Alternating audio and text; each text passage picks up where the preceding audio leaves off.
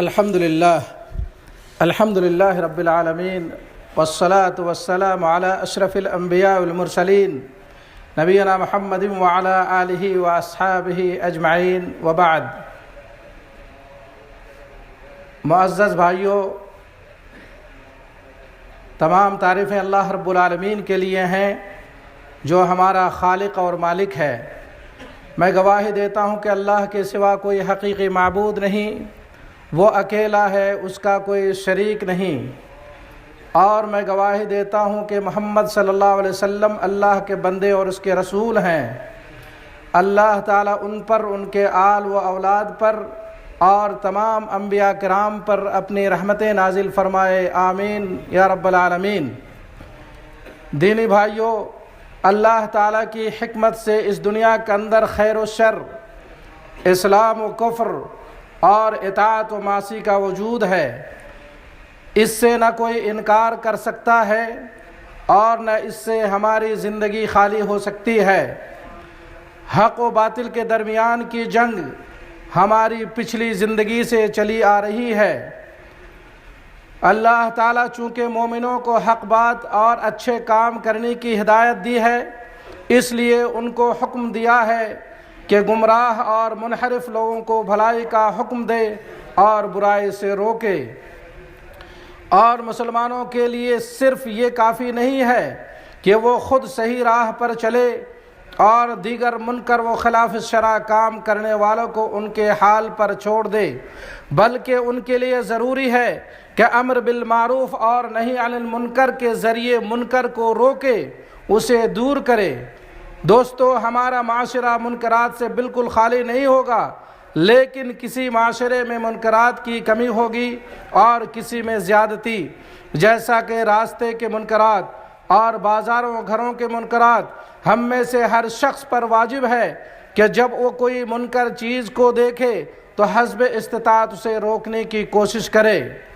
ان منکرات میں سے ایک منکر عورتوں کا ننگی و بے پردہ ہو کر لوگوں کو اپنی طرف مائل کرنے والی حرکات کے ساتھ نکلنا ہے، جس کے بارے میں اللہ کے رسول صلی اللہ علیہ وسلم نے فرمایا انہن لا يدخلن الجنہ ولا یجدن ریحہا، کہ نہ وہ جنت میں داخل ہوگی اور نہ ہی اس کا خوشبو سونگھ سکے گی۔ آج کل اکثر عورتیں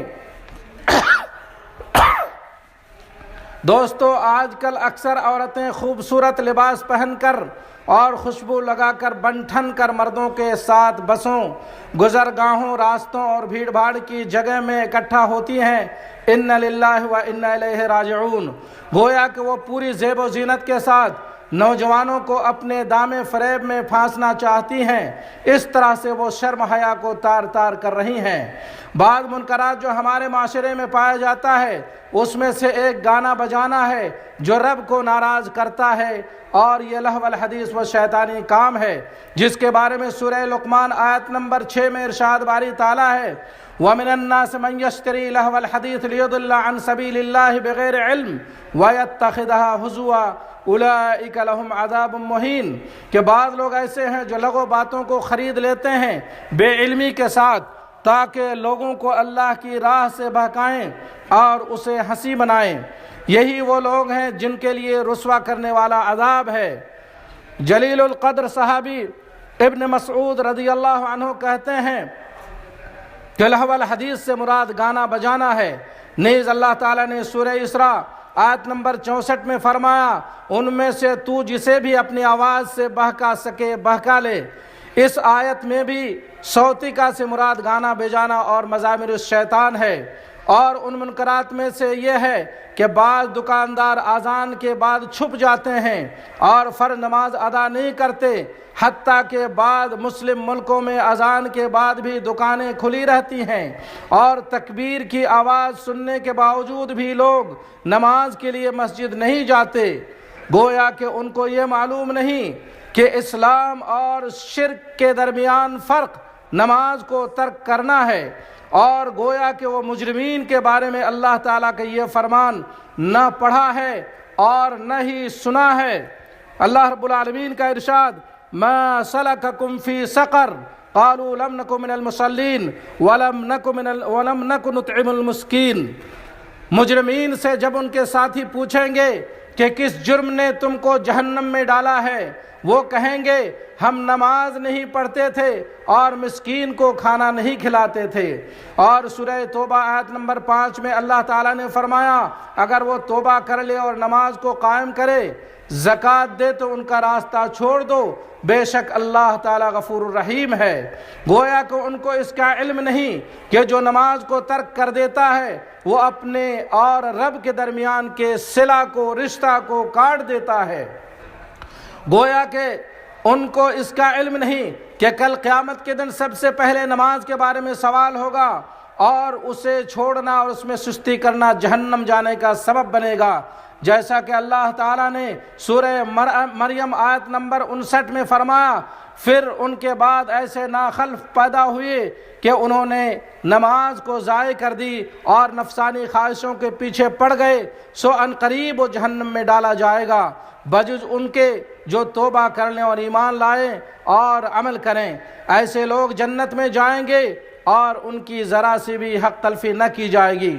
دوستو اسی طرح اللہ تعالیٰ نے فرمایا فَوَيْلٌ لِّلْمُصَلِّينَ الَّذِينَ هُمْ عَنْ صَلَاتِهِمْ سَاهُونَ، ان نمازیوں کے لیے دوزخ ہے جو اپنی نماز سے غافل رہتے ہیں۔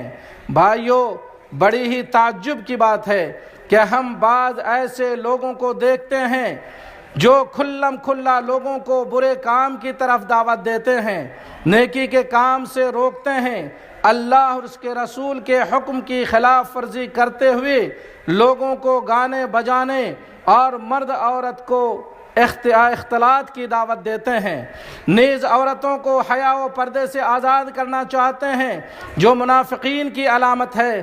اللہ تعالیٰ نے اس چیز کو منافقین کی آیت میں شمار فرمایا ہے۔ دوستو اسی طرح سے امام غزالی رحمۃ اللہ علیہ کہتے ہیں کہ امر بالمعروف اور نہی عن المنکر دین کا ایک عظیم کام ہے اور اسی غرض سے نبیوں کی بعثت ہوئی ہے، اگر اسے ترک کر دیا جائے تو نبوت کا مشن ختم ہو جاتا ہے۔ بارک اللہ لکم ولکم فی القرآن العظیم ونفعني وإياكم بما فيه من الآیات والذکر الحکیم انہ تعالی جواد کریم ملک بالرؤوف الرحیم۔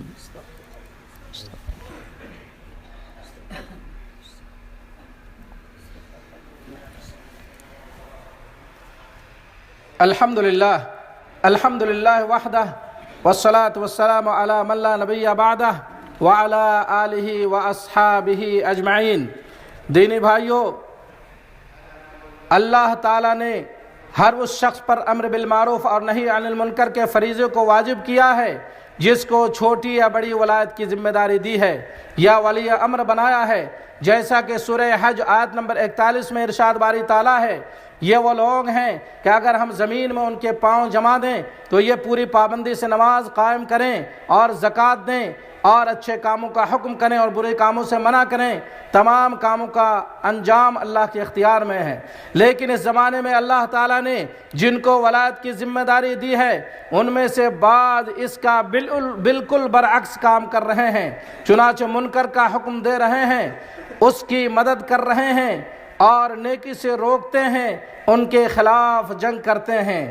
حالانکہ نبی کریم صلی اللہ علیہ وسلم نے فرمایا من رأى منکم منکرا فلیغیرہ بیدہ فإن لم یستطع فبلسانہ فإن لم یستطع فبقلبہ وذلک اضعف الایمان، تم میں سے جو بھی شخص کسی کو منکر کام کرتے دیکھے تو اسے اپنے ہاتھ سے روکے، اور یہ ولی امر نیز ماں باپ پر واجب ہے، اگر اس کی استطاعت نہ ہو تو اپنی زبان سے روکے، اور یہ علماء و دعات اور طالب علم پر واجب ہے، اور اگر اس کی استطاعت نہ ہو تو اپنے دل سے روکے، اور یہ ہر مسلمان پر واجب ہے، اور یہ ایمان کا کمزور درجہ ہے۔ دوستو، جو آدمی لوگوں کو بھلی باتوں کا حکم دے اور برائیوں سے روکے، اس کے لیے ضروری ہے کہ ان کو اس کا صحیح علم ہو اور وہ رفق و نرمی سے دعوت دے۔ اللہ تعالیٰ نے فرمایا فَقُولَا لَهُ قَوْلًا لَيِّنًا لَعَلَّهُ يَتَذَكَّرُ أَوْ يَخْشَىٰ، اسے نرمی سے سمجھاؤ کہ شاید وہ سمجھ لے یا ڈر جائے۔ جب آدمی دعوتی کام کرتا ہے تو اسے اذیت و تکلیف دی جاتی ہے، ایسی صورت میں اس کو چاہیے کہ صبر و تحمل سے کام لے۔ اللہ تعالیٰ نے فرمایا وَأْمُرْ بِالْمَعْرُوفِ وَانْهَ عَنِ الْمُنْكَرِ وَاصْبِرْ عَلَىٰ مَا أَصَابَكَ إِنَّ ذَلِكَ مِنْ عَزْمِ الْأُمُورِ۔ میرے بھائیوں، یہ بات یقینی طور پر جان لیں کہ آج ہم جو ذلت و پستی اور زوال و انحطاط سے دوچار ہیں، اس کی وجہ اور سبب ہے کہ ہم کتاب و سنت سے دور ہو گئے ہیں۔ ہم نے امر بالمعروف اور نہی عن المنکر کے فریضوں کو ترک کر دیا ہے۔ اللہ نے فرمایا وَمَا أَصَابَكُم مِّن مُّصِيبَةٍ فَبِمَا كَسَبَتْ أَيْدِيكُمْ وَيَعْفُو عَن كَثِيرٍ۔ تمہیں جو کچھ مصیبتیں پہنچتی ہیں وہ تمہارے اپنے ہاتھوں کے کرتوت کا بدلہ ہے، اور وہ تو بہت سی باتوں سے درگزر فرما دیتا ہے۔ یا اللہ ہمیں امر بالمعروف اور نہی عن المنکر کے فریضوں کو انجام دینے کی توفیق عطا فرما۔ دوستو، آئیے ہم اپنے محبوب نبی محمد الرسول اللہ صلی اللہ علیہ وسلم پر درود و سلام بھیجتے ہیں۔ یا اللہ تو اپنے بندے اور رسول محمد صلی اللہ علیہ وسلم پر درود و سلام نازل فرما، آپ پر، آپ کے آل و اصحاب پر اپنی رحمتیں نازل فرما۔ یا اللہ اسلام اور مسلمانوں کو غلبہ و کامیابی عطا فرما۔ یا اللہ شرک اور مشرکین کو ذلیل و رسوا فرما۔ یا اللہ شرک اور مشرکین کو ذلیل و رسوا فرما، دین کے دشمنوں کو تباہ و برباد فرما۔ یا اللہ اس ملک کو اور دیگر تمام اسلامی ممالک کو مستحکم اور خوشحال فرما۔ یا اللہ ہمارے جو جنود اور ہمارے جو لشکر حدود میں اللہ تیرے دین کی حفاظت کے لیے، تیرے ملک کی، تیرے اس گھر کی حفاظت کے لیے کھڑے ہیں، یا اللہ تو ان کی حفاظت فرما۔ یا اللہ تو ہمیں اپنے ملک میں امن اور سکون کی زندگی نصیب فرما۔ یا اللہ ہمیں اپنے ملک میں امن و سکون کی زندگی عطا فرما۔ یا اللہ ہمارے حکمراں خادم حرمین شریفین کو اور ولی عہد کو تیرے پسندیدہ اور رضا کا کام کرنے کی توفیق عطا فرما، اور نیکی و تقوی کے کاموں کے لیے ان کی رہنمائی عطا فرما۔ یا اللہ تمام مسلم حکمرانوں کو تیری شریعت اور سنت نبی کے نفاذ کی توفیق عطا فرما۔ اللہم اغثنا، اللہم اغثنا، اللہم اغثنا۔ یا اللہ ہمیں بارش عطا فرما، یا اللہ ہمیں بارش عطا فرما، یا اللہ ہمیں بارش عطا فرما، اور ہمیں مایوس لوگوں میں شامل نہ فرما۔ یا اللہ اپنے بندوں اور جانوروں اور مردہ شہروں کو رحمت بانا سے سیراب فرما۔ یا اللہ خشک سالی کی وجہ سے ہم شدید حالات سے دوچار ہیں، ہم سخت تنگی و شدت کی زندگی گزار رہے ہیں۔ اے اللہ تو اپنے فضل کرم سے ہمیں بارش عطا فرما۔ وصلی اللہ علی نبینا محمد وعلی آلہ واصحابہ اجمعین۔